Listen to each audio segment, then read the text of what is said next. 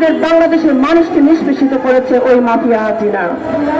আজকে এই মাফিয়াকে আমরা বিতাড়িত করেছি, কিন্তু ওই পার্শ্ববর্তী রাষ্ট্র এখন পর্যন্ত আমাদের বাংলাদেশের রাজনীতিকে নিয়ন্ত্রণ করে যাচ্ছে এবং তারই ফলশ্রুতিতে এখন পর্যন্ত সামনে যে একটি নির্বাচন হবে, সেই নির্বাচনের কোনো রোড ম্যাপ এখন পর্যন্ত ঘোষণা করা হচ্ছে না।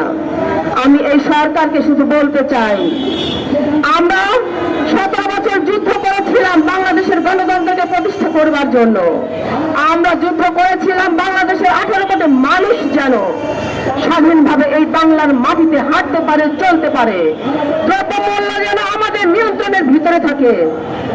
আজ ওই মাফিয়া হাজার হাজার কোটি টাকা দুর্নীতি করে বিদেশে পালিয়েছে। আমরা এর প্রতিবাদে আমাদের হাজার হাজার ভাইদেরকে হারিয়েছি। আজকে এখানে যারা উপস্থিত আছেন প্রত্যেকেই মামলার আসামি, শুধু একটা দুইটা না, 200, 300, 400 মামলার আসামি।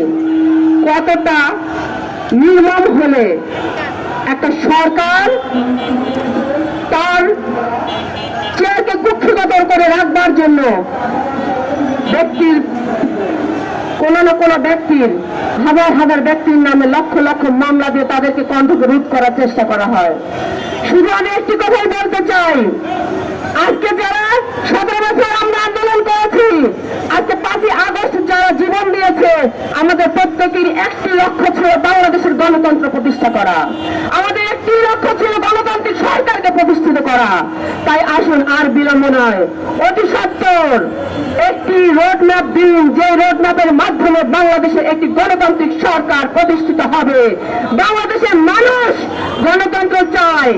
আপনারা কোনো ফ্যাসিস্ট হওয়ার জন্য কাউকে তৈরি করবেন না, আপনারা ফ্যাসিস্ট তৈরি করবার জন্য কোনো সময় নেবেন না।